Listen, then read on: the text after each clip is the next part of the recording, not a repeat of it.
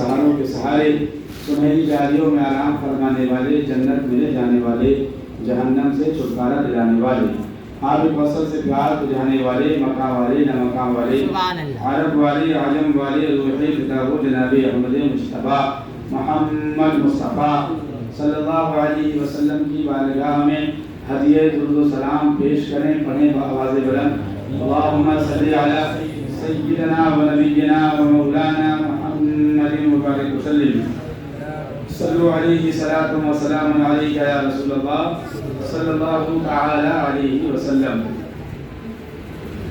باغ جنت کے ہیں بہرے مدح خانے اہل بیت، باغ جنت کے ہیں بہرے مدح خانے اہل بیت، تم کو مژدہ نار کا ہے دشمنان اہل بیت۔ اور استاد زمن علامہ حسن برادر اعلیٰ حضرت فرماتے ہیں، جن کی پاکی کا خدائے پاک کرتا ہے بیاں، جن کی پاکی کا خدائے پاک کرتا ہے بیاں، آیے تطہیر سے ظاہر ہے شان اہل بیت۔ اور فرماتے ہیں، جن کے گھر میں بے اجازت جبرائیل آتے نہیں، جن کے گھر میں بے اجازت جبرائیل آتے نہیں، قدر والے جانتے ہیں قدر و شان اہل بیت۔ اور مقطع میں فرماتے ہیں، بہت لمبا کلام ہے منقبت شہدائے کربلا کی، ابھی تو کافی دن ہیں، انشاءاللہ یہ بھی ہم آپ کو شہادت کے بیان میں مکمل منقبت آپ کو سنائیں گے۔ پورا کربلا شریف کا نقشہ برادر اعلیٰ حضرت استاد زمن علامہ حسن رضی اللہ تعالیٰ عنہ نے اپنے اس کلام کے اندر ذکر فرمایا۔ مقطع میں فرماتے ہیں، بے ادب گستاخ فرقے کو سنا دے اے حسن، بے ادب گستاخ فرقے کو سنا دے اے حسن۔ یہ حضرت علامہ استاد زمان علامہ حسن یہ بے ادب فرقہ اور بے ادب گستاخ فرقہ کس کو فرما رہے ہیں؟ یہ یزیدیوں کے زمانے میں تو نہیں کہہ رہے ہیں نا، کربلا میں کہہ رہے ہیں، یہ تو آج کہہ رہے ہیں نا، آج سے بہت 70-80 سال پہلے، 70-80 سال پہلے یزیدیوں کا زمانہ تو نہیں تھا، اور نہ میدان کربلا کی جنگ ہوئی ہے۔ تو اس سے یہ سمجھ میں آتا ہے کہ یزیدی صفت دنیا کے اندر اس زمانے میں اعلیٰ حضرت کے زمانے میں موجود تھے، جو اہل بیت کی گستاخیاں کرتے ہیں، توہینیں کرتے ہیں، اور آج بھی موجود ہیں۔ اسی لیے علامہ حسن فرماتے ہیں، بے ادب گستاخ فرقے کو سنا دے اے حسن، یوں کہا کرتے ہیں سنی داستان اہل بیت۔ یوں پورا کلام، پورا منقبت کے پورے اشعار کہتے کہتے مقطع میں فرماتے ہیں کہ جیسے ہم نے جو ہے کلام میں تحریر کیا، اس طریقے سے اہل سنت ذکر شہدائے کربلا مناتے ہیں، امام حسین کی یاد مناتے ہیں، اسی کی طرف اشارہ کرتے ہیں کہ یوں کہا کرتے ہیں سنی داستان اہل بیت۔ تو حضرات، ہم نے قرآن شریف کی تلاوت کی، اللہ تبارک و تعالی جل مجدہ الکریم قرآن مجید میں فرماتا ہے، قُلْ لَا أَسْأَلُكُمْ عَلَيْهِ أَجْرًا إِلَّا الْمَوَدَّةَ فِي الْقُرْبَى۔ محبوب اپنی امت سے فرما دیجئے، کہہ دیجئے کہ جو میں نے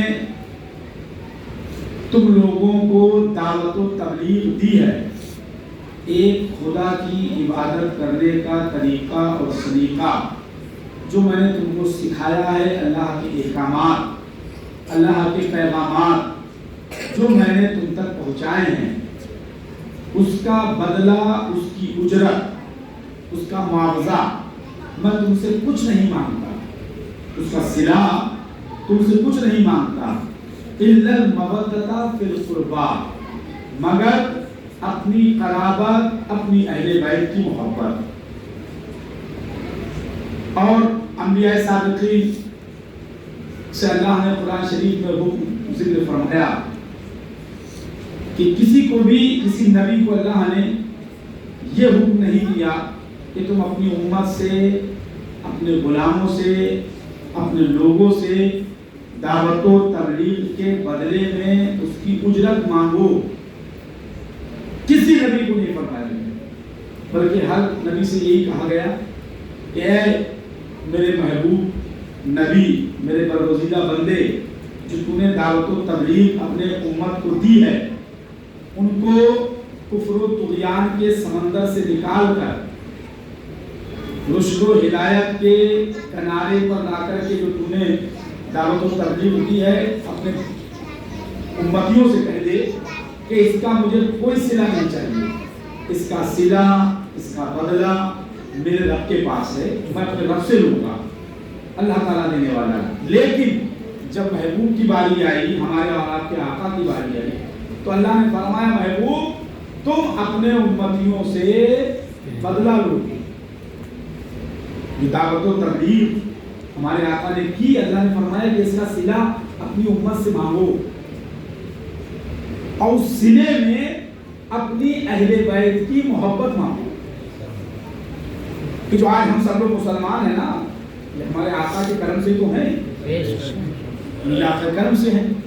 ہمارے آقا نے یہ خانہ کعبہ جو جس کا ہم طواف کرتے ہیں، جس کی طرف منہ کر کے ہم نماز پڑھتے ہیں، یہ قرآن شریف، حدیث پاک، دین اسلام کی سمجھ، فہم، یہ سب کچھ ہمارے آقا کے رحم و کرم پر ہے۔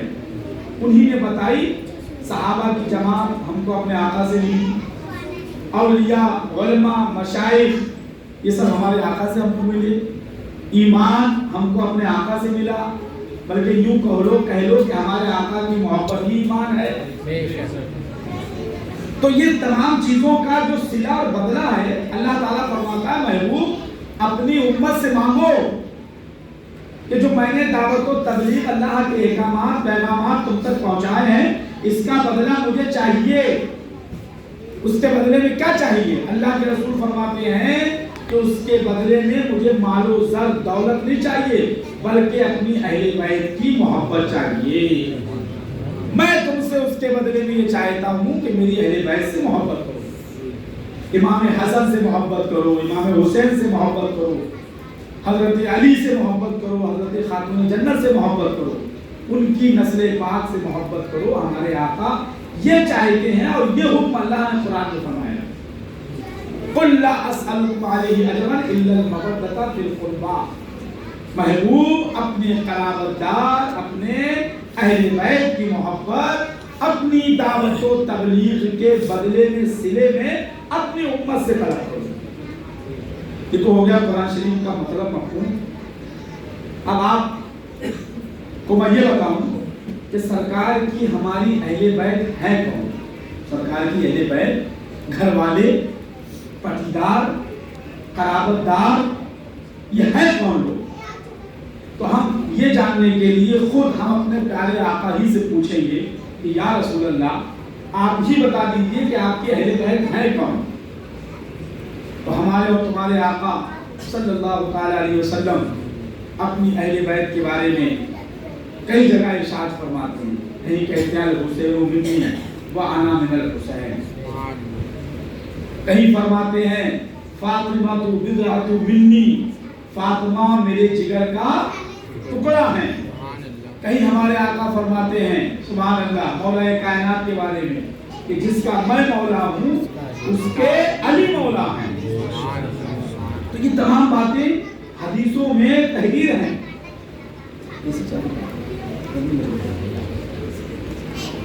یہ سب حدیثوں میں یہ چیزیں، یہ باتیں موجود ہیں۔ ہمارے اور آپ کے پیارے آقا صلی اللہ تعالی علیہ وسلم پر آیت مباہلہ نازل ہوئی، آیت مباہلہ، اور اس آیت مباہلہ میں ہمارے اور آپ کے پیارے آقا صلی اللہ علیہ وسلم کے پاس نجران کے عیسائی آئے۔ غور کریے گا، نجران کے عیسائی آئے، اور نجران کے عیسائیوں نے آنے کے بعد ہمارے اور آپ کے آقا صلی اللہ علیہ وسلم سے مناظرہ شروع کر دیا۔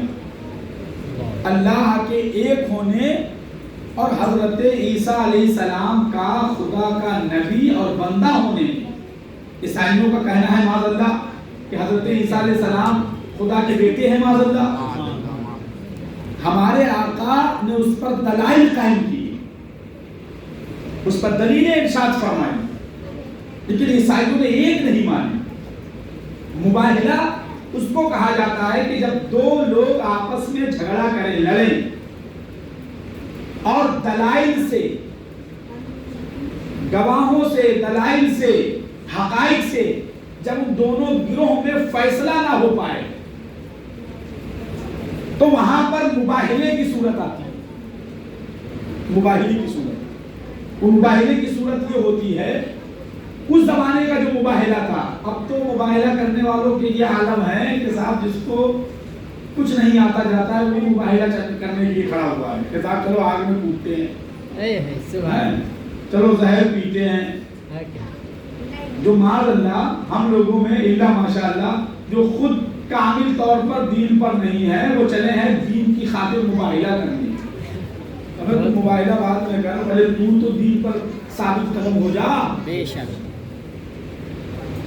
ایک صاحب نے ابھی بیچ میں مباہلے کا چیلنج کیا تھا آگ میں کودنے کا، تو ایک سید صاحب ہیں، آل رسول ہیں، اور آل رسول قدسی، انہوں نے ایک مضمون لکھا تھا۔ اس مضمون میں ان کی ایک بات مجھے بہت اچھی لگی، پورے مضمون میں انہوں نے تحریر فرمایا کہ اگر تم آگ میں کود جاتے اور جل بھی جاتے تو کہ تمہارے جل جانے سے اسلام جھوٹا ہو جائے گا۔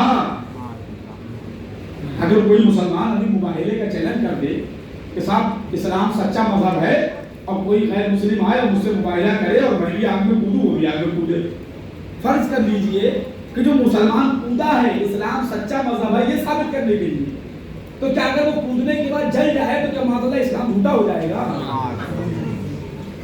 بالکل تو ایسے تو مباہلے، لیکن تمہارے آقا کے زمانے میں بھی مباہلہ ہوا نجران کے عیسائیوں سے، اور اس مباہلے کے اندر تمہارے آقا نے دلائل سے، حقائق سے یہ ثابت کیا کہ حضرت عیسیٰ علیہ السلام اللہ کے بندے اور اس کے رسول ہیں۔ وہ ماننے کے لیے تیار نہیں تھے، تب اللہ کا حکم ہوا کہ محبوب ان سے مباہلہ کرو، اور مباہلے کی صورت اللہ نے یہ رکھی کہ اے محبوب تم اپنے بال بچوں کو، گھر والوں کو، اپنی اہل بیت کو لے کر ایک میدان میں آ جاؤ، اور عیسائیوں سے کہو کہ وہ بھی اپنے بال بچوں کو لے کر، پریوار کو لے کر ایک میدان میں آ جائے کھلے آسمان کے نیچے، اور ایک دوسرے کے حق میں بد دعا کرے۔ جو سچا ہوگا بچ جائے گا، جو جھوٹا ہوگا وہ ختم ہو جائے گا۔ ہمارے آقا سے یہ مباہلے کا چیلنج ہوا، تو ہمارے اور آپ کے آقا صلی اللہ تعالی علیہ وسلم نے حضرت خاتون جنت کو لیا، حضرت مولا علی کو لیا، حضرت امام حسن کو لیا، حضرت امام حسین کو لیا، اور اس اہل بیت کو لے کر آپ ایک میدان میں تشریف لے گئے، اور میدان میں تشریف جب لے جانے لگے تو نجران کے عیسائی کے سردار نے، اسقف نے، جب حضرت امام حسین، حضرت امام حسن، حضرت مولا کائنات کو دیکھا، ان کی شکل و صورت کو دیکھا، دیکھنے کے بعد اس نے چیخ کر کے کہا کہ عیسائیوں بھاگ جاؤ، چونکہ دونوں جانب سے تمام لوگ آ چکے تھے۔ تو نجران کا جو عیسائی تھا، پادری اسقف نامی، اس نے کہا بھاگ جاؤ، تحقیق میں ایسے نورانی چہرے دیکھ رہا ہوں کہ اگر یہ پہاڑوں کو بھی حکم دے دیں تو پہاڑ اپنی جگہ سے ٹل جائیں، لہذا اگر انہوں نے تمہارے حق میں بد دعا کر دی تو روئے زمین پر قیامت تک کے لیے کوئی بھی عیسائی زندہ باقی نہیں رہے گا۔ اس طریقے سے تمام عیسائی میدان چھوڑ کے بھاگ گئے، اور اللہ کے پیارے حبیب صلی اللہ علیہ وسلم کو اور آپ کی اہل بیت کو اللہ تعالیٰ نے ایسے مباہلے کے دوران فتح و نصرت عطا فرمائی۔ حضرت عائشہ صدیقہ رضی اللہ تعالی عنہا حدیث کی راوی ہیں کہ ہمارے اور تمہارے پیارے آقا صلی اللہ علیہ وسلم ایک نورانی چادر شریف اپنے جسم مبارک پر اوڑھے ہوئے باہر تشریف لائے، اور باہر تشریف لانے کے بعد آپ نے حضرت خاتون جنت کو بلایا، تشریف لائی، اسی چادر پاک میں آپ نے ان کو داخل کر لیا۔ حضرت مولا کائنات تشریف لائے، آپ نے ان کو بھی چادر نور میں داخل کر لیا. اس کے بعد حضرت امام حسن تشریف لائے, آپ نے ان کو بھی چادر نور میں داخل کر لیا. حضرت امام حسین آئے, ان کو بھی چادر نور میں داخل کر لیا. تمام ان چاروں لوگوں کو چادر نور میں داخل کرنے کے بعد ہمارے اور آپ کے پیارے آقا نے بارگاہ رب العزت میں دعا کی اور آیت کریمہ تلاوت فرمائی. یرید اللہ لیذھب عنکم الرجس اہل البیت ویطہرکم تطہیرا. اے میرے مولا, یہ میری اہل بیت ہے, میری اس اہل بیت سے تمام نجاستوں کو ان سے دور فرما دے, ان کو پاک و صاف کر دے. اسی لیے استاد زمن علامہ حسن فرماتے ہیں کہ جن کی پاکی کا خدائے پاک کرتا ہے بیان, آیہ تطہیر سے ظاہر ہے شان اہل بیت.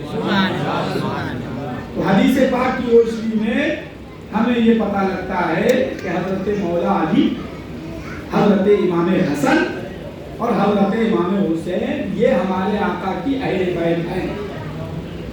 یہ ہمارے آقا کی اہل بیت ہیں. یہ چاروں نفوس قدسیہ اور انہی کو اہل بیت کہا جاتا ہے, جس میں حضرت مولا کائنات رضی اللہ تعالیٰ عنہ بھی شامل ہیں. حضرت مولا کائنات رضی اللہ تعالیٰ عنہ کی شادی حضرت خاتون جنت رضی اللہ تعالیٰ عنہ کے ساتھ ہمارے آقا نے فرمائی. یہ حضرت خاتون جنت رضی اللہ تعالی عنہا حضرت بعض علماء حضرت مریم رضی اللہ تعالی عنہا سے زیادہ ممتاز خاتون جنت کو تعین فرماتے ہیں. ارشاد فرماتے ہیں کہ حضرت مریم جو ہے نا وہ صرف ایک وجہ سے ممتاز ہیں. وہ وجہ صرف یہ ہے کہ وہ حضرت عیسیٰ علیہ السلام کی والدہ ہیں, اور دوسری فضیلت ان کی کوئی نہیں ہے. اور بہت بڑی فضیلت ہے, بے شک یہ کوئی چھوٹی فضیلت نہیں ہے, بہت بڑی فضیلت ہے. لیکن اب خاتون جنت کو دیکھ لیجیے. اب ہم خاتون جنت کی فضیلت دیکھیں. پہلی فضیلت تو یہ ہے کہ وہ امام الانبیاء کی شہزادی ہیں. سبحان اللہ. امام الانبیاء کے جگر کا ٹکڑا ہیں. امام الانبیاء صلی اللہ علیہ وسلم کی نور نظر ہیں, اور حضرت مولا علی رضی اللہ تعالیٰ عنہ کی زوجہ محترمہ ہیں. دوسری فضیلت حضرت مریم کی فضیلت کہ حضرت عیسیٰ علیہ السلام کی والدہ ایک بہت بڑی فضیلت ہے, لیکن خاتون جنت امام الانبیاء کی شہزادی ہیں, یہ کوئی چھوٹی فضیلت نہیں ہے, بہت بڑی فضیلت ہے. اور دوسری فضیلت یہ ہے کہ وہ مولا علی کی زوجہ محترمہ ہیں, اور تیسری فضیلت یہ ہے کہ وہ حسنین کریمین کی شہزادی ہیں, حسنین کریمین کی والدہ ہیں. حسنین کریمین آپ کے شہزادے ہیں, یہ بہت بڑی فضیلت ہے. اور پھر اس کے بعد حضرت مولا علی رضی اللہ تعالیٰ عنہ سے ہمارے آقا نے 16 سال کی عمر میں, بعض روایتوں میں آیا ہے, بعض روایتوں میں 18 سال کی عمر میں ہمارے آقا نے خاتون جنت کا حضرت مولا علی سے نکاح فرمایا. اور اس نکاح کی پیشکش حضرت ابوبکر صدیق نے بھی کی تھی, عمر فاروق اعظم نے بھی کی تھی. خاتون جنت سے نکاح کی پیشکش, لیکن میرے آقا نے منع فرما دیا. اور جب حضرت علی رشتہ لے کے پہنچے تو آپ نے خاتون جنت کا نکاح فرمانے کے بعد ارشاد فرمایا, میں اپنی شہزادی کو ایسے شخص کے نکاح میں دے رہا ہوں جو میرے خاندان میں سب سے افضل ہے, جو میرے خاندان میں سب سے بہتر ہے, جو میری رشتہ داری اور قرابت داری میں سب سے بہتر ہے. اور اپنی شہزادی کا نکاح ہی نہیں کیا بلکہ ہمارے آقا نے حضرت مولا علی کو اہل بیت میں شمار فرمایا, اہل بیت میں شمار فرمایا حضرت مولا علی کو رضی اللہ تعالیٰ عنہ. اور اس کے بعد ان کا نکاح ہوا. حضرت خاتون جنت رضی اللہ تعالیٰ عنہ کا نکاح کے بعد ہمارے اور آپ کے آقا کے حجرے سے, آپ کے کاشانہ نبوت سے حضرت خاتون جنت رضی اللہ تعالیٰ عنہ حضرت مولا علی رضی اللہ تعالیٰ عنہ کے گھر تشریف لے گئی. اور حضرت مولا علی رضی اللہ تعالیٰ عنہ کی شادی کے بعد ہمارے اور آپ کے آقا سرکار حسنین کریمین سبحان اللہ, انہی دونوں حضرات کی نکاح سے, اس کی برکت سے دونوں شہزادے تشریف لائے. اور پھر انہی شہزادوں سے میدان کربلا جو ہے, میدان کربلا کے اندر جو جنگ ہوئی اسلام دین کے تحفظ کے لیے, انہی کا احسان دین پر, اسلام پر, سنیت پر, جو میدان کربلا کے اندر اپنی جان قربان کر کے دین کا تحفظ کیا. اس میں حضرت خاتون جنت رضی اللہ تعالی عنہا کی قربانیاں ہیں کہ اپنے شہزادوں کو اپنے والد گرامی ہمارے آقا کے دین پاک پر قربان کر دیا۔ 6 ماہ کچھ دن کے بعد ہمارے آقا کے وصال کے 6 ماہ کچھ دن کے بعد حضرت خاتون جنت کا بھی وصال ہو گیا۔ حضرت خاتون جنت سے ہمارے آقا اتنی محبت فرماتے تھے، اتنی محبت کہ ارشاد فرماتے فاطمہ بضعۃ منی، فاطمہ میرے جگر کا ٹکڑا ہیں۔ حضرت مولا علی رضی اللہ تعالی عنہ کے پاس ابو جہل نے اپنی بیٹی کی نکاح کی پیشکش کی، حضرت علی نے اس کو قبول بھی فرما لیا۔ اس زمانے میں مشرکین سے نکاح کی ممانعت کا کوئی حکم نازل نہیں ہوا تھا، کوئی آیت قرآن میں حکم نازل نہیں ہوا۔ ابو جہل نے اپنی لڑکی کا نکاح حضرت علی کے ساتھ کرنے کے لیے پیشکش کی تھی، حضرت خاتون جنت نکاح میں تھی۔ ہمارے آقا کو خبر ہوئی، میرے آقا منبر پر چڑھے، ارشاد فرمایا تمام لوگوں کو جمع کر کے کہ میں کسی حرام چیز کو حلال نہیں کرتا، نہ کسی حلال کو حرام کرتا، لیکن قیامت تک دشمن خدا اور رسول کی بیٹی اور خدا کے محبوب کی بیٹی ایک مکان میں نہیں رہے گی۔ دشمن خدا اور رسول یعنی ابو جہل کی بیٹی اور محبوب خدا کی بیٹی ایک مکان میں نہیں رہے گی۔ حضرت مولا علی رضی اللہ تعالیٰ عنہ نے اس کے بعد جب تک خاتون جنت حیات رہی دوسرا نکاح نہیں فرمایا۔ اس کے بعد مشرکین سے نکاح کی ممانعت نازل ہو گئی تو پھر مسلمانوں نے مشرکین سے نکاح کرنا بند کر دیا، ورنہ جب یہ آیت نہیں نازل ہوئی تھی، حکم نہیں ہوا تھا، تو غیر مسلم مسلمانوں کے ساتھ لڑکی دے لے لیا کرتے تھے۔ جب حکم نازل ہوا، جیسے میں نے آپ کو بتایا کہ شراب کا جب حرمت کا حکم نہیں نازل ہوا تھا تو لوگ شرابی پیا کرتے تھے۔ حضرت عمر فاروق اعظم کے زمانے میں ایک شخص نماز کی حالت میں جو ہے شراب کے نشے میں نماز پڑھا رہا تھا، قرأت کے اندر جو ہے لقمہ ہوا بھولا، تب حضرت مولا علی رضی اللہ تعالیٰ عنہ نے فرمایا کہ شراب کو اپنے آقا کی بارگاہ میں کہ یا رسول اللہ شراب کو حرام قرار دے دیا جائے، مسلمانوں کے لیے منع فرما دیا جائے۔ تب قرآن شریف میں آیت کریمہ نازل ہوئی کہ نشے کی حالت میں نماز کے قریب نہ جاؤ، وَأَنْتُمْ سُقَارَىٰ، کہ نماز کے قریب مت جاؤ جب تم نشے کی حالت میں ہو۔ تو اسی طریقے سے کفار و مشرکین سے نکاح بھی جب تک حرمت کی آیت نازل نہیں ہوئی تھی تو نکاح مسلمانوں کے ساتھ غیر مسلموں کے ہوا کرتے تھے، شادیاں ہوا کرتی تھی۔ اسی کے پیش نظر حضرت مولا علی کے پاس ابو جہل نے اپنی لڑکی کا رشتے کا نکاح بھیجا، پیغام بھیجا اور آپ نے قبول بھی فرما لیا، لیکن ہمارے آقا نے اعلان کیا اس کے بعد حضرت مولا علی نے نکاح دوسرا نہیں کیا جب تک حضرت خاتون جنت رضی اللہ تعالی عنہا حیات رہی۔ حضرت خاتون جنت سے بے پناہ محبت فرماتے حضرت مولا علی رضی اللہ تعالی عنہ کا جب حضرت خاتون جنت سے نکاح ہو گیا تو ہمارے اور آپ کے پیارے آقا صلی اللہ تعالی علیہ وسلم اپنی شہزادی خاتون جنت کے گھر تشریف لایا کرتے تھے، اور جب خاتون جنت کے گھر تشریف لاتے تھے تو اپنے بابا جان کو خاتون جنت آتے دیکھتی تھی تو کھڑی ہو جاتی تھی اور اپنے آقا کا دست مبارک کا بوسہ لیتی تھی، اپنی جگہ بیٹھایا کرتی تھی۔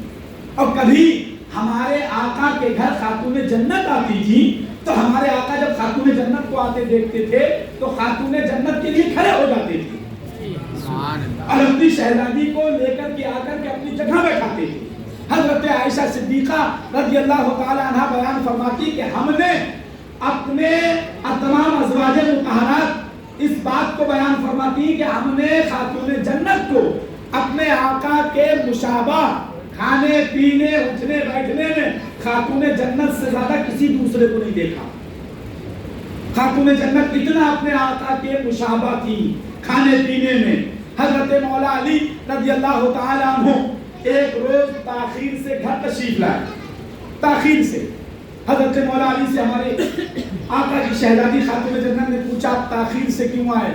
ارشاد فرمایا کہ میں اپنے آقا کی پیاری باتیں سن رہا تھا اس لیے تاخیر ہوگی۔ کہا میرے بابا جان کیا باتیں کر رہے تھے؟ کہا حضرت سلیمان علیہ السلام کی بیٹی کی شادی کا قصہ ہمارے آقا سنا رہے تھے۔ خاتون جنت نے کہا کیا قصہ سنا رہے تھے؟ کہا یہ فرما رہے تھے کہ حضرت ہارون علیہ السلام نے اپنی بیٹی کی شادی میں اپنے داماد کو ہیرے جواہرات سے جڑا ہوا تاج دیا تھا اور بہت سارا ساز و سامان جہیز دیا تھا. خاتون جنت رضی اللہ تعالی عنہ مایوس ہو گئے اور سوچنے لگی شاید حضرت علی یہ بات اس لیے کہہ رہے ہیں کہ میرے بابا نے حضرت علی کو کچھ نہیں دیا. اتنا سننا تھا. حضرت علی گئے, رات کا وقت تھا, سو گئے. خواب میں دیکھتے ہیں کہ جنت ہے اور جنت میں خاتون جنت ہیں. سبحان اللہ. ایک بہت بلند و بالا نفیس اسٹیج سجا ہوا ہے اور اس پر خاتون جنت اس کے بالا خانے پر رونق افروز ہیں. تمام خادمہ کنیزیں لگی ہوئی ہیں خاتون جنت کی. کوئی چادر تطہیر کو پکڑے ہوئے ہے, کوئی آپ کے اوپر ہوا کر رہی ہے, کوئی آپ کے قدموں کی دھول کو بوسہ دے رہی ہے. حضرت علی کو اسی اثنا میں پیاس لگی. آپ نے خاتون جنت سے کہا پانی چاہیے. حضرت خاتون جنت نے کنیز کو حکم دیا کہ علی کو پانی پلاؤ. وہ خاتون جنت کے حکم سے کنیز گئی, پانی لا کر کے حضرت علی کی خدمت میں پیش کیا. حضرت علی نے پوچھا یہ حسین و جمیل کنیز کون ہے؟ تو حضرت خاتون جنت نے فرمایا کہ یہ وہی شہزادی ہے جس کا ذکر میرے بابا تم سے کر رہے تھے کہ اس کی شادی میں ہیرے جواہرات کا سلیمان علیہ السلام نے اپنے داماد کو تاج دیا تھا. یہ وہی سلیمان علیہ السلام کی شہزادی ہے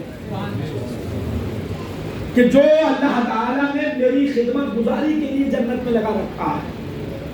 تو صبح آنکھ کھلی, حضرت مولا کائنات رضی اللہ تعالیٰ عنہ نے حضرت خاتون جنت کی بارگاہ میں خواب پیش کیا.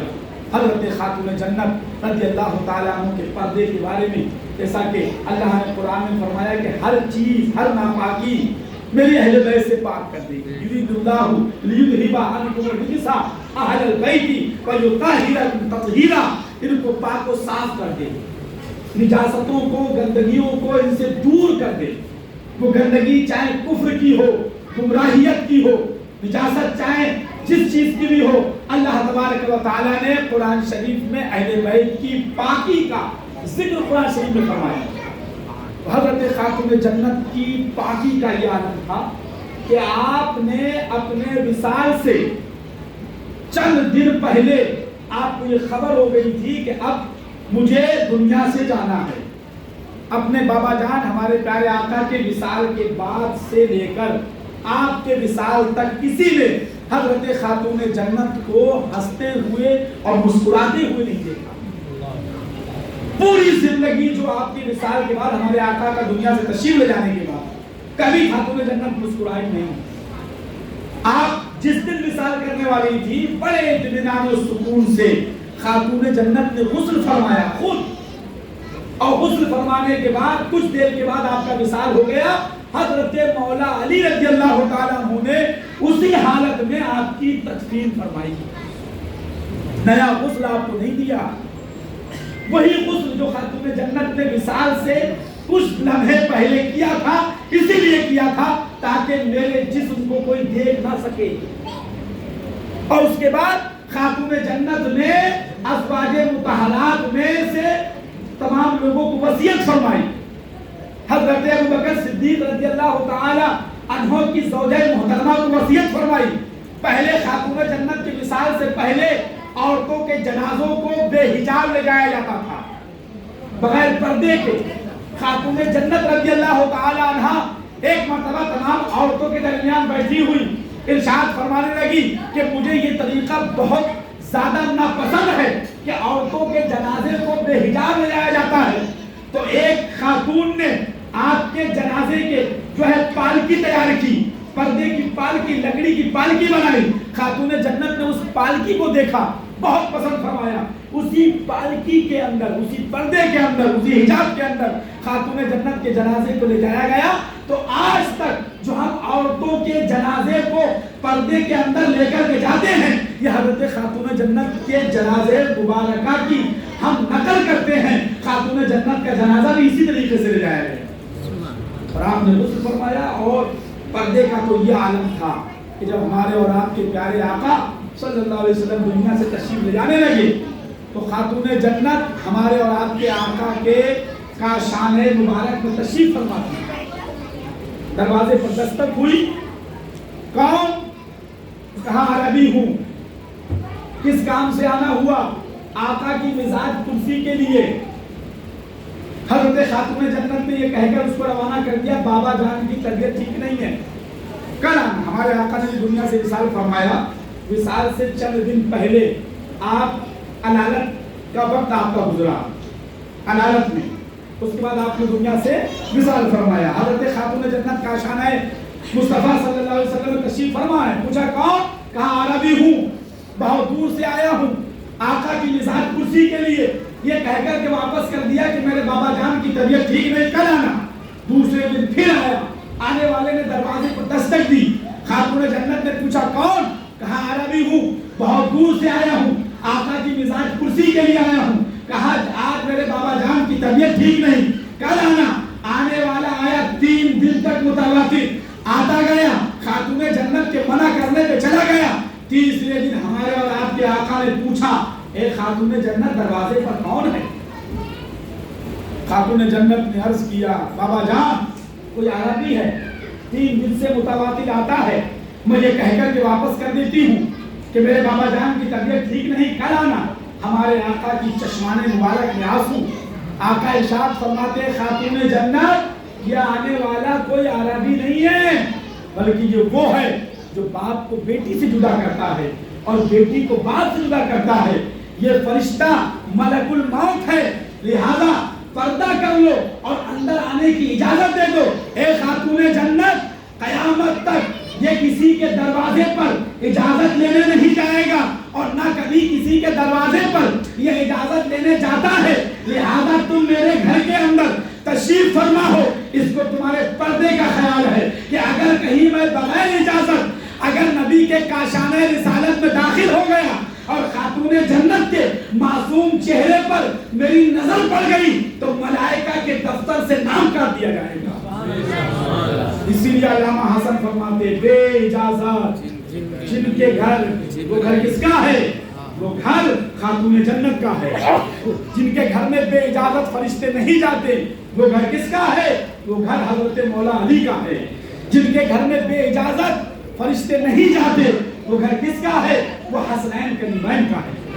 علامہ حسن فرماتے بے اجازت جن کے گھر میں جبرائیل آتے نہیں قدر والے جانتے ہیں قدر و شان اہل بیت. اس کے بعد ہمارے آقا نے فرمایا پردہ کر لو اور اندر آنے دو. یہاں پر میں آپ کو ایک چیز بتاؤں. ہمارے آقا نے خاتون جنت سے پوچھا دروازے پر کون ہے نا. اس کو بعض لوگ علم غیب کے منافی قرار دیتے ہیں کہ جب نبی کو علم غیب تھا تو پوچھنے کی کیا ضرورت ہے؟ نبی ہے کہ نہیں؟ نبی کو علم غیب ہے، ہم سنی مانگتے ہیں الحمدللہ. تو خاتون جنت سے پوچھا کیوں دروازے پر کون ہے؟ یہ پر آپ غور کریے گا. ایسی آپ کو بے شمار حدیثیں ملیں گی کہ ہمارے آقا صحابہ سے کچھ پوچھ رہے ہیں، صحابہ سے کچھ پوچھ لیا یہ کیا چیز ہے، یہ کیا ہے، یہاں کیا ہے، وہاں کیا ہے. اس طریقے کی باتیں آپ کو حدیثوں میں ملیں گی. ان سب پر یہ اعتراض ہوگا کہ جب نبی کو معلوم تھا تو پوچھا کیوں. تو یہاں پر 2 جواب ہیں. ایک تو جواب ہوتا ہے الزامی اور ایک جواب ہوتا ہے تحقیقی. اگر پوچھنا یہ علم غیب نہ ہونے کی دلیل ہے تو آؤ قرآن شریف کھولو. اللہ تبارک و تعالی نے کوہ طور پر جب حضرت موسیٰ علیہ السلام کو بلایا تو قرآن شریف میں ہے اللہ فرماتا ہے تلکا بھی یمینی کا یا موسیٰ، اے موسیٰ تمہارے ہاتھ میں کیا ہے؟ محبت سے بولو. اگر یہ پوچھنا کہ دروازے پر کون ہے یہ علم غیب نہ ہونے کی دلیل ہے تب تو پھر اللہ کو بھی یہ کہنا پڑے گا کہ اللہ کو علم غیب نہیں ہے. معاذ اللہ. تو کیا کسی کے اندر اتنی ہمت ہے؟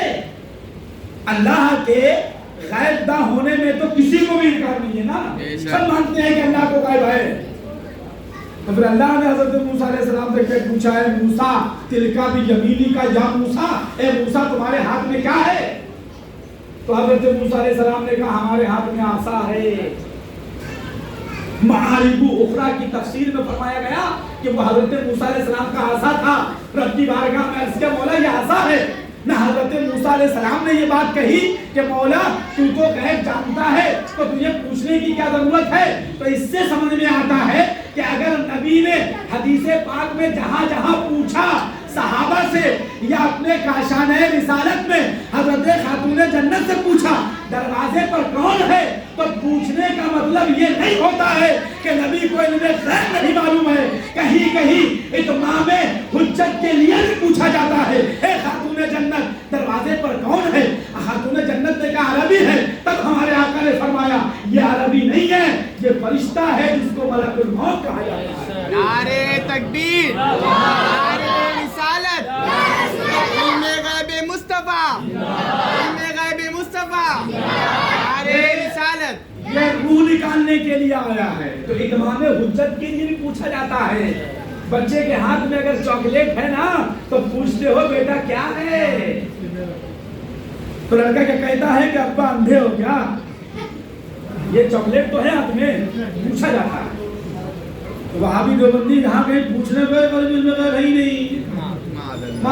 تو اللہ کے بارے میں کہو گے کیا. اگر میں ابھی اسی طریقے کی آیتیں سنانے میں لگ جاؤں گا تو پورا ٹائم اسی میں چلا جائے گا. بے شمار آیتیں جس میں یہ ثابت ہو سکتا ہے معاذ اللہ ان کے بقول کہ اللہ کو بھی غیب نہیں ہے معاذ اللہ. اگر نبی نے پوچھ لیا تو یہ پوچھنا علم غیب کی نفی نہیں ہے.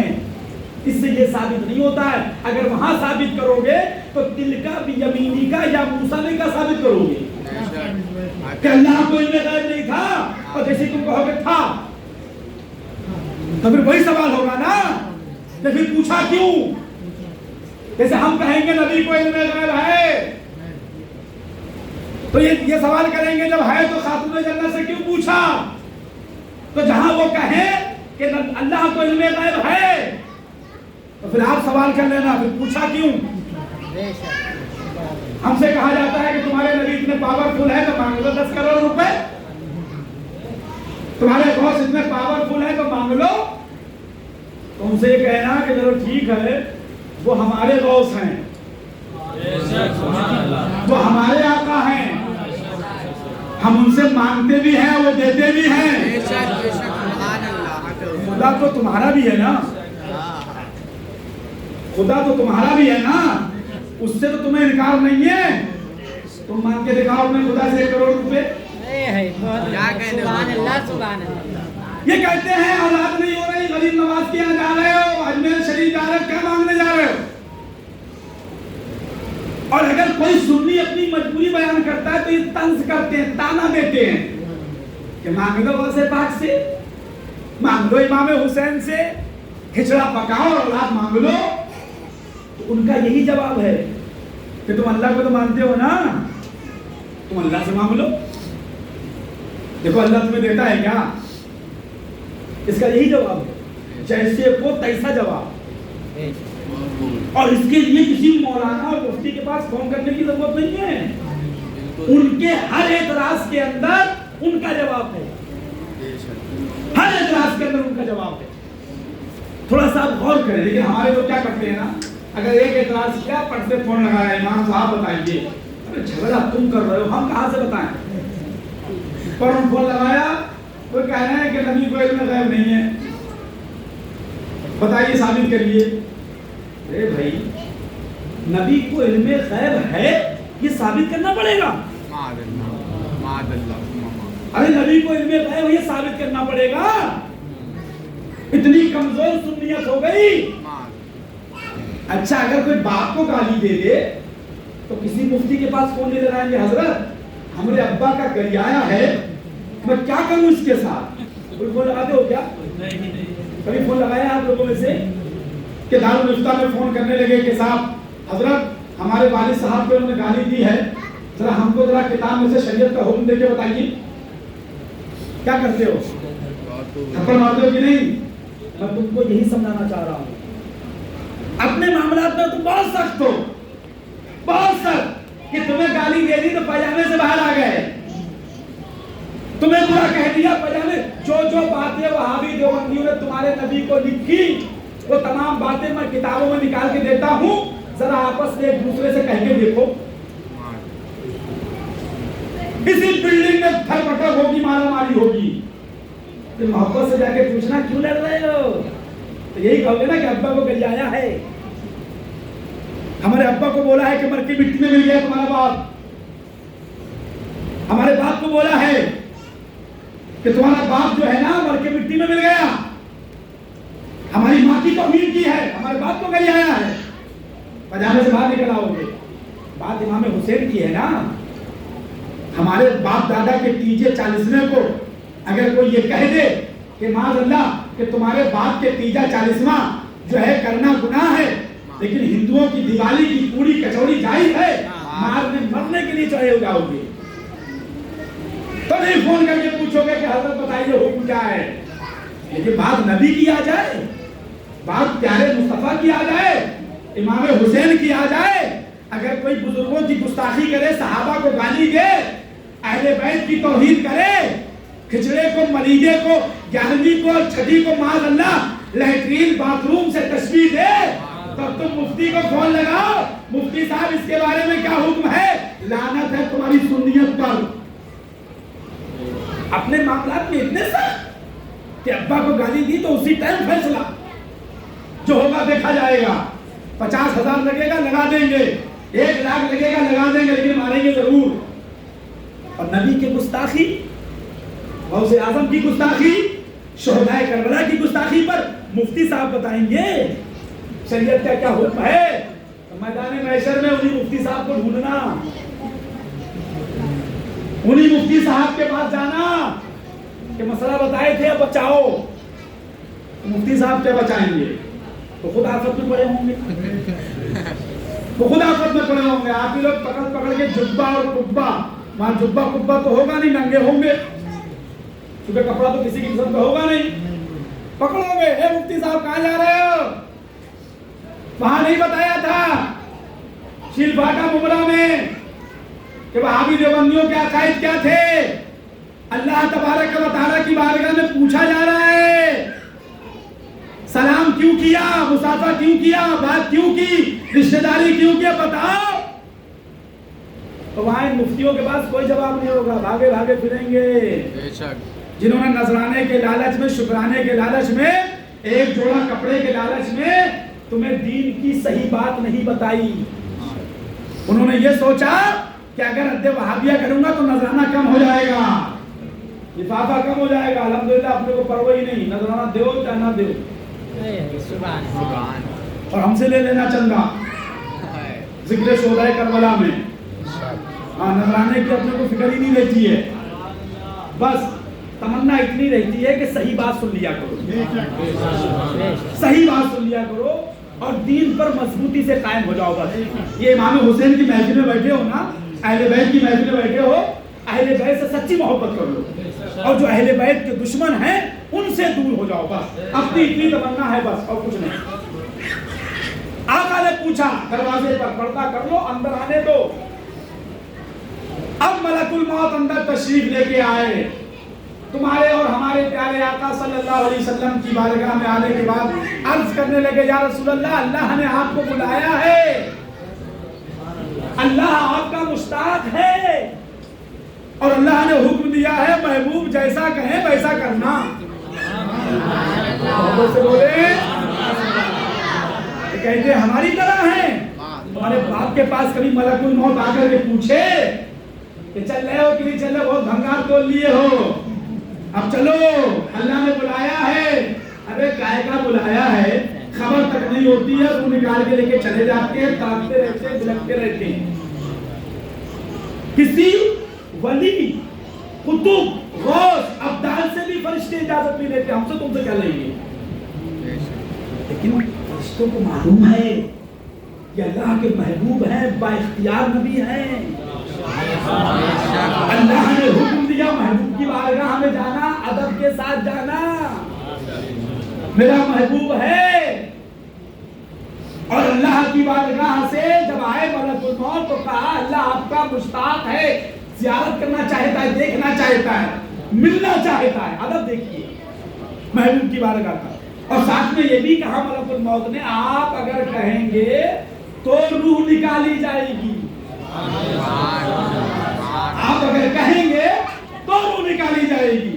ہمارے آقا کی جب روح پاک نکلنے لگی جسم اقدس سے تو ہمارے آقا نے بارگاہ رب العزت میں دعا کی, اے مولا میری امت پر موت کی جتنی بھی سختی ہونے والی ہے سب سینہ محمد پہ اتار دے اور میری امت کو موت کی سختی سے بری و ذمہ کر دے. یہ تمہارے آقا دنیا سے تشریف لے جا رہے ہیں تو ہمارا تمہارا یہ خیال رکھ رہے ہیں. فرماتے ہیں جتنی موت کی سختی ہے سب میرے سینے کو اتار اور میری امت کو موت کی سختی سے بری و ذمہ کر دے. اسی لیے بہت دیر دنیا سے جاتے ہیں تو ایسے جاتے ہیں کہ خبر بھی نہیں ہوتی. ان کے چہرے دیکھو تو ایسا لگتا ہے کہ بس سو رہے ہیں مسکرا رہے ہیں ایمان والوں کی. اور خبیثوں کے چہرے تو دکھائے بھی نہیں جاتے ہیں, دکھائے بھی نہیں جاتے ہیں. فتح پور ہسوا سائڈ میں ہتھوڑا ایک پڑتی ہے.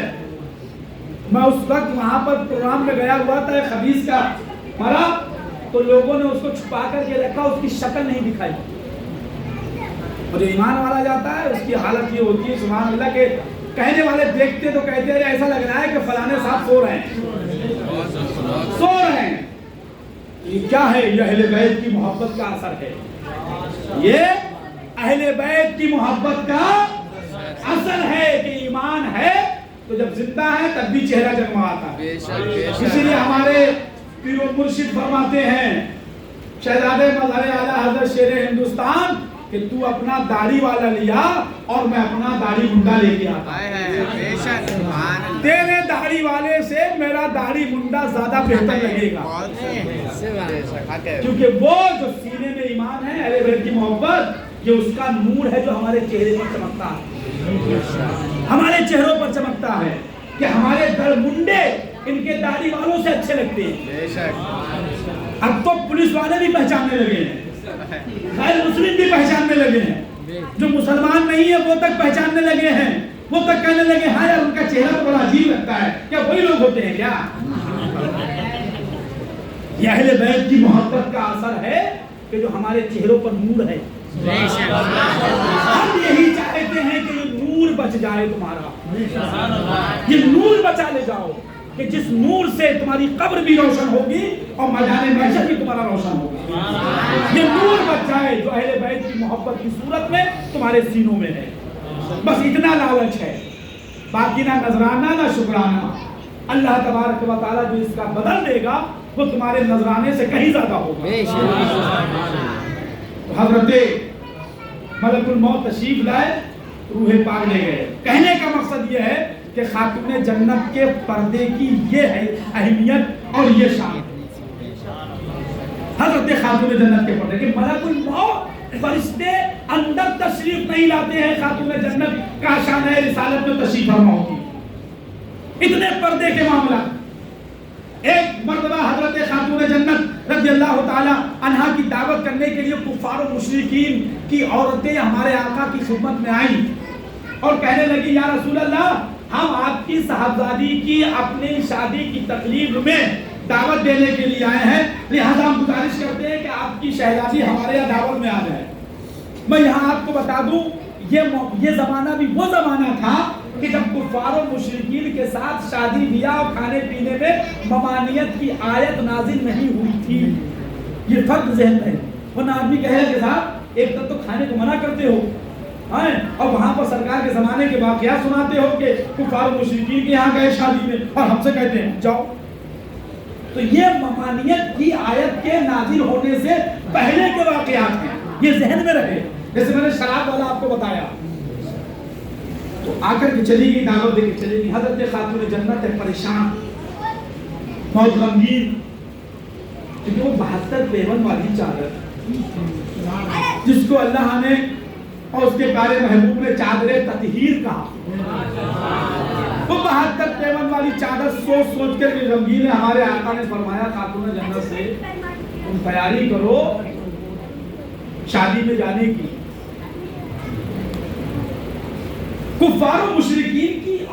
کا گمان یہ تھا کہ یہ امام الانبیاء کی شہزادی ہیں، یہ ہماری شادی میں آئیں گی 72 پیون والی چادر اوڑھ کر، اور ہم بہت نفیس اور عالی شان لباس میں ہوں گے، تو اس طریقے سے ہم عورتوں سے کہیں گے دیکھو یہ اللہ کے نبی امام الانبیاء کی بیٹی ہے، اس کا لباس دیکھو، ہمارا لباس دیکھو۔ اس طریقے سے ہم خاتون جنت کا مذاق اڑائیں گے۔ اللہ نے محبوب سے فرمایا خاتون جنت سے کہو غمگین نہ ہو، شادی میں جانے کی تیاری کریں۔ جنت سے جوڑا آیا،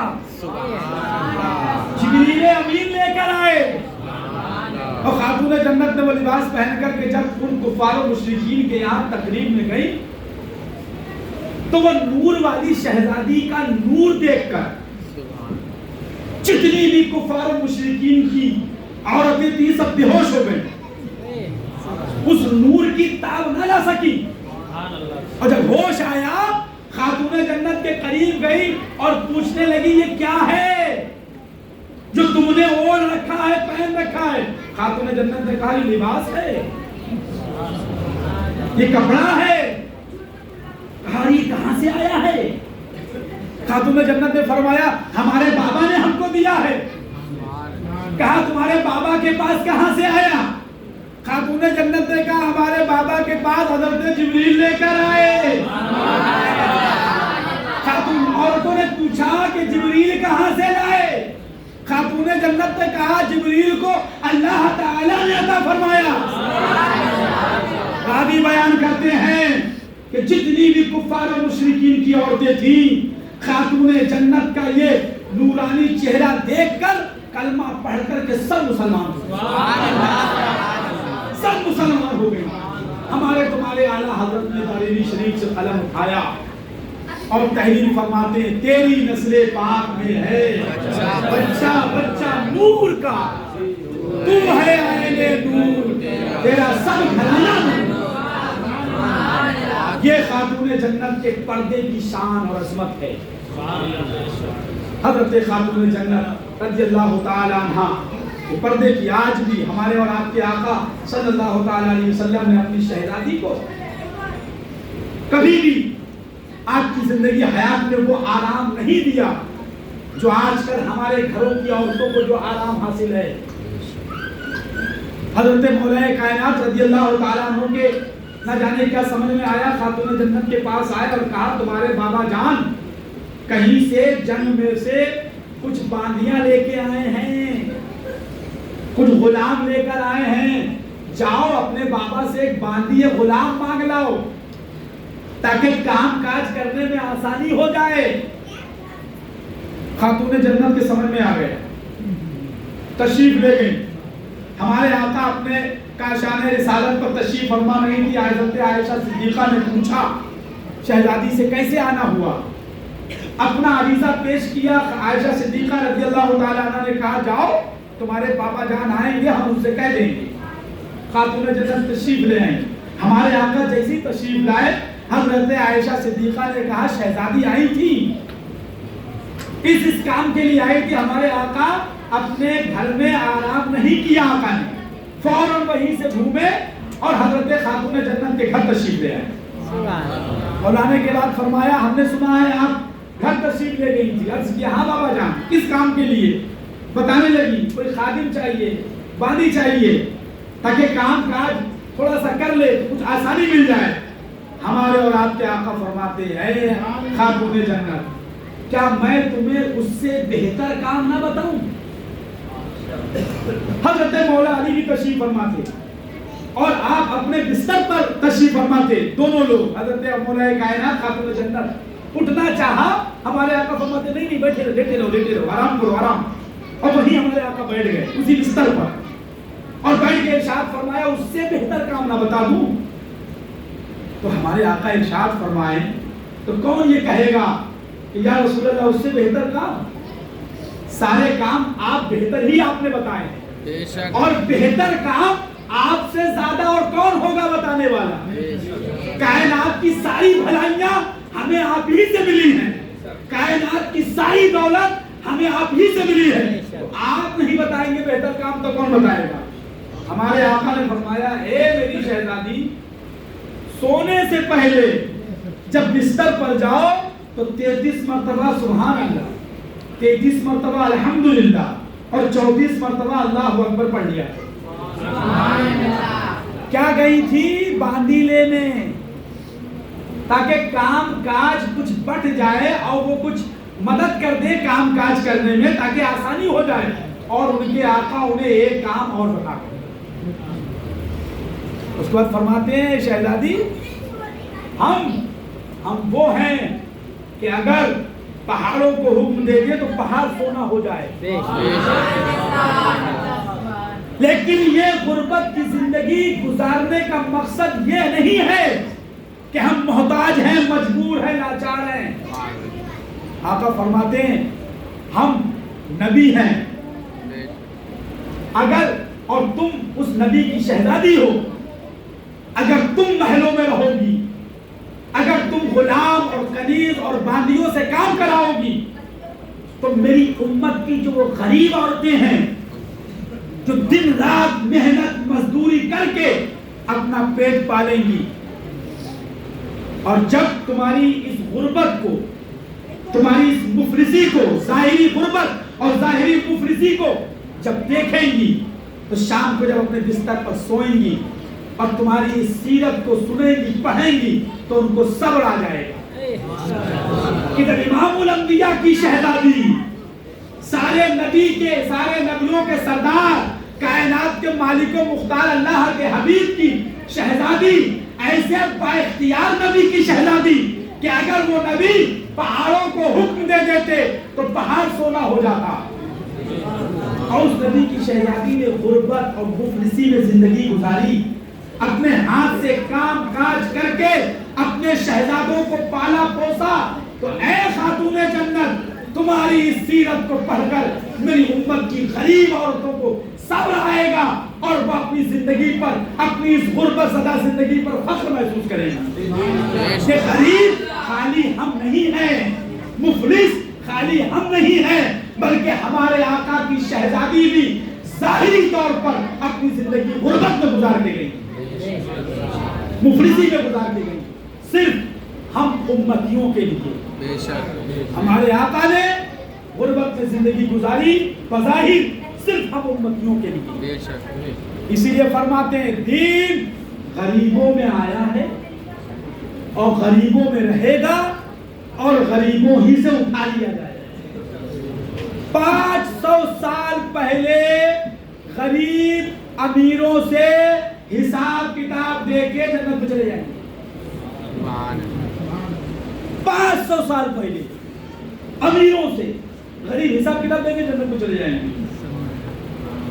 यहाँ पर हिसाब ही देते रहेंगे, कितना कांटा मारे हो, कितना हड़पे हो, कितना खाए हो, किसका कितना मारे हो, रिश्तेदारों का कितना लिए हो, कितना खाए हो, वो सब हिसाब किताब देते हो। और जिसके पास था ही नहीं इतना, वो देता किसको?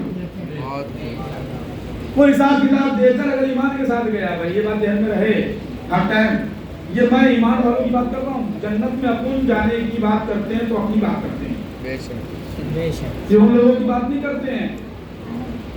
तो जो मुसलमान ही नहीं है, सुन्नी ही नहीं है, यहाँ अपनी बात कर रहे हैं, हुसैनी गुलामों की, करने वालों की बात कर रहे हैं। इंशाअल्लाह ताला हज़रत खातून जन्नत रज़ियल्लाहु ताला अन्हा को कल मैदान महशर में पुल सिरात पर जब गुजरने का वक्त आएगा तो मुनादी निदा करेगा, अपनी अपनी निगाहों को नीचे कर दो। खातून जन्नत तशरीफ ला रही हैं और हदीस पाक में फरमाया गया खातून जन्नत पुल सिरात से ऐसे गुजर जाएंगी जैसे बिजली कड़कती है ना, फरमाया गया बिजली की मानिंद खातून जन्नत पुल सिरात से निकल जाएंगी। और मैदान महशर में यही इमाम हुसैन हसनैन करीमैन रज़ियल्लाहु ताला अन्हुमा की जो कमीज़े मुबारक जो खून आलूद होगी, उस कमीज़े मुबारक में फरमाया गया खातून जन्नत अपने हाथ में उस कमीज़े मुबारक को हसनैन करीमैन की लेकर बारगाहे मौला में मैदान महशर में हाजिर होंगी और अर्ज करेंगी, मौला मैं खून हुसैन का बदला चाहती हूँ। رب فرمائے گا اس کا بدلہ کیا چاہتی ہو؟ خاتون جنت عرض کریں گی مولا میں خون حسین کا بدلہ یہ چاہتی ہوں کہ میرے بابا کی امت کو بخش دیا جائے. تکبیر رسالت حضرت مصطفیٰ کے نور عین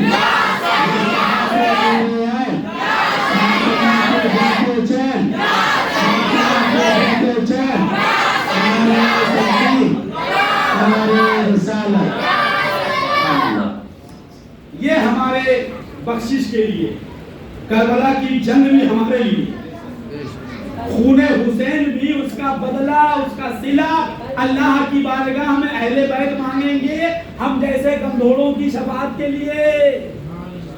سوچو مسلمانوں غور کرو گھر پہ جا کے سوچنا بیٹھ کر کے اپنے بچوں کو بچیوں کو بھی بتانا کہ امام حسین رضی اللہ تعالیٰ عنہ کا جو خون پاک کربلا میں گرا ہے نا وہ خون وہ قربانی کا بدلہ اور صلہ اہل بیت رب کی بارگاہ میں مانگیں گے. ان کی شفاعت کی ان کو کوئی فکر نہیں ہے وہ تو مالک جنت ہے مالک جنت. ان کو جنت پانے کے لیے نہ نماز پڑھنے کی ضرورت نہ روزہ رکھنے کی ضرورت نہ قربانی دینے کی ضرورت تھی. یہ جو کچھ بھی انہوں نے کیا ہے ہمارے اور تمہارے لیے کیا ہے. اب تم سینے پر ہاتھ رکھ کے سوچو کہ انہوں نے ہمارے لیے اتنا سب کچھ کیا. کاش اللہ نہ کرے 1000 بار معاذ اللہ اگر یزید سے ہاتھ ملا لیتے نا تو ہر ایرا غیرہ نتو خیرہ آج پیر بنا بیٹھا ہوتا ہمارا ایمان لوٹتا ہوتا. جو ہمارے ذہنوں میں یہ جو بات ہے نا کہ دل منڈا نماز نہیں پڑھا سکتا شرابی پیر نہیں بن سکتا زانی دین کا سرپرست اور رہبر نہیں بن سکتا یہ نظریہ میدان کربلا سے امام حسین نے دیا. یہی تو کہتے ہیں شریعت بچائی حسین نے یہ شریعت بچائی ہے.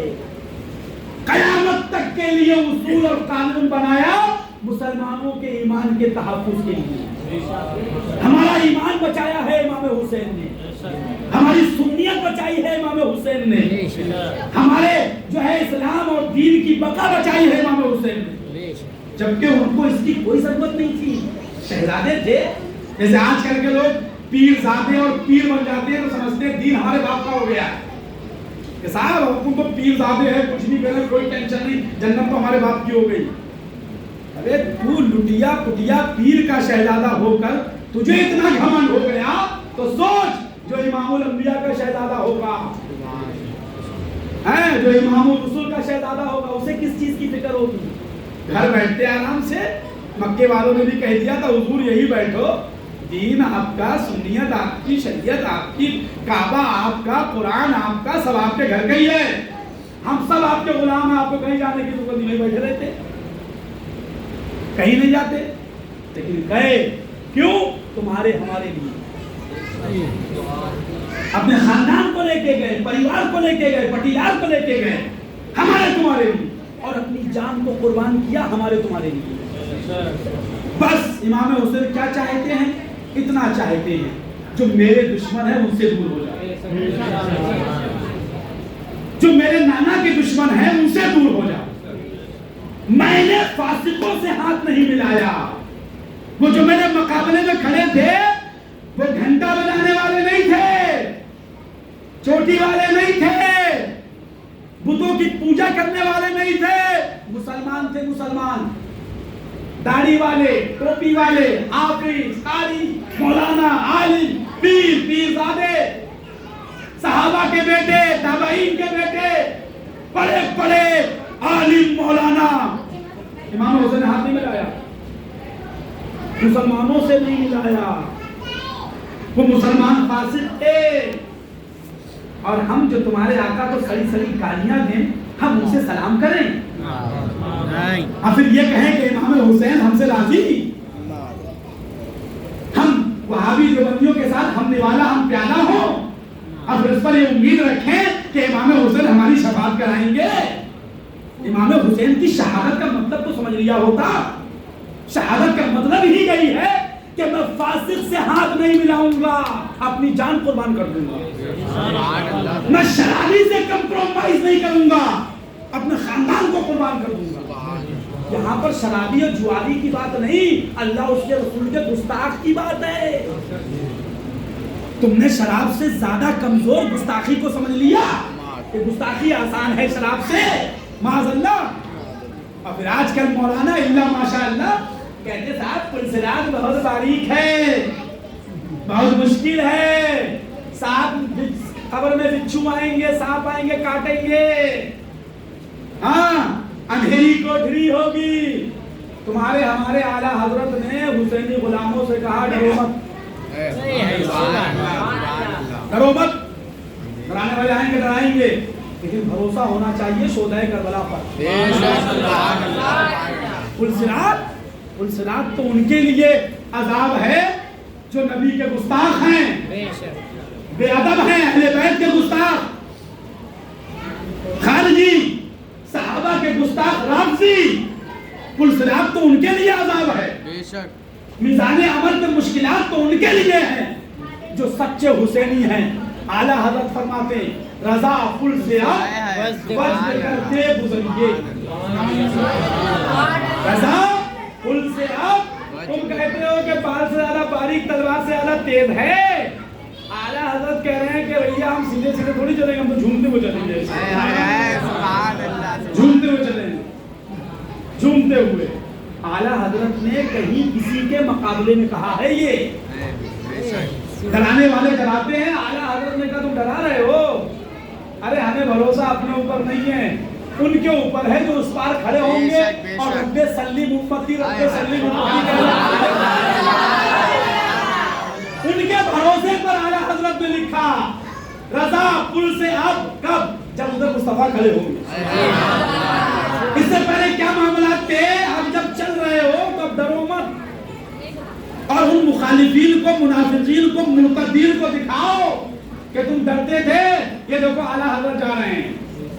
رضا پل سے اب وجد کرتے گزریے کہ ہے رب سلم صدائے محمد.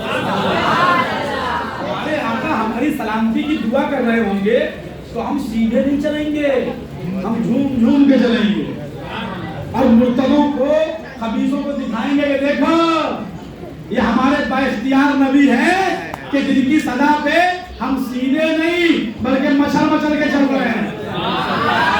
اور یہاں جو جتنا چڑھاتا ہوگا نا وہ پلسرات پہ اتنا ہی چڑھائے گا، اتنا ہی چڑھائے گا. آواز دے دے کے کہے گا فلاں نے دیکھو ہم جا رہے ہیں، مرو تم، ڈرو تم. ہمارے تو آقا با اختیار ہیں، ہم پلسرات کے اس پار کھڑے ہیں، میزان عمل پر کھڑے ہیں، حوض کوثر پر کھڑے ہیں. نہ ہمیں پیاس کی ضرورت ہے، نہ ہمیں دھوپ کی ضرورت ہے. اسی لیے ہمارے تمہارے آقا نے فرما دیا کہ 50,000 برس کا دن ہوگا ایک دن، لیکن وہ سب کے لیے نہیں، مومنوں کے لیے تو اتنا بڑا دن ہوگا کہ داہنی جانب سلام پھیرا اور بائیں جانب سلام پھیرنے میں جو وقت گزرتا ہے مومن کے لیے وہ دن اتنا بڑا دن ہوگا. تو یہ مولانا لوگ نہیں بتاتے ہیں کہ وہ 50,000 برس کا جو دن ہے نا وہ کافروں کے لیے ہوگا. وہ دن عذاب بن جائے گا کافروں کے لیے، اور مومنوں کے لیے پتہ بھی نہیں چلے گا. اور یہ سب اللہ تبارک و تعالیٰ کے دست قدرت میں ہے. اگر ان چیزوں کا انکار کرو تو کرو، اپنے ایمان کی کھیتی جلاؤ. کیونکہ ہم تو کہہ رہے ہیں نا اللہ کے دست قدرت میں ہے، جو کہو نہیں تو انکار ہوگا نا کہ معاملہ اللہ تعالیٰ ہی نہیں کر سکتا ہے، محبوب کو اختیار نہیں دے سکتا ہے، علم غیب نہیں دے سکتا ہے، شہدائے کربلا کو پاور اختیار نہیں دے سکتا ہے. جب خاتون جنت قمیض امام حسین کو میدان محشر میں رب کی بارگاہ میں پیش کر کے اپنے بابا جان کے امتیوں کی مغفرت چاہیں گے تو اللہ تبارک و تعالیٰ ان کی امت کو بخش دے گا،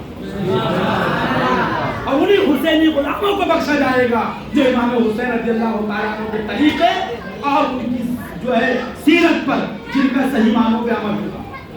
سچے حسینی ہوں گے اور امام حسین کے دشمنوں سے دور ہوں گے، یزیدیوں سے دور ہوں گے، وہابیوں سے دور ہوں گے، دیوبندیوں سے دور ہوں گے، ان سے نفرت ہوگی انشاءاللہ، تب امام حسین رضی اللہ تعالیٰ عنہ سے محبت ہوگی. اگر مسلمانوں یہ اہل بیت ہیں. اللہ تعالیٰ فرماتا ہے قُلْ لَا أَسْأَلُكُمْ عَلَيْهِ أَجْرًا إِلَّا الْمَوَدَّةَ فِي الْقُرْبَى. اے محبوب اپنی امت سے کہہ دو کہ میری دعوت و تبلیغ کے سلے میں اگر تم مجھے کچھ دینا چاہتے ہو تو وہ یہ دو کہ میری اہل بیت سے محبت کرو, علی سے محبت کرو, خاتون جنت سے محبت کرو, حسنین کریمین سے محبت کرو. اور اہل بیت کی محبت کو تمہارے ہمارے آقا نے فرمایا اہل بیت کی محبت ایمان ہے. جس نے میری اہل بیت سے محبت کی اس نے مجھ سے محبت کی, جس نے میری اہل بیت کو گالی دی آقا فرماتے اس نے مجھے گالی دی. لہذا مسلمانوں یہ اہل بیت اطہار کی فضیلتیں جو قرآن شریف میں اور احادیث مبارکہ میں بے شمار آئی ہیں, اللہ تبارک و تعالی ہمیں اہل بیت سے سچی محبت عطا فرمائے. استغفر اللہ ربی من کل ذنب.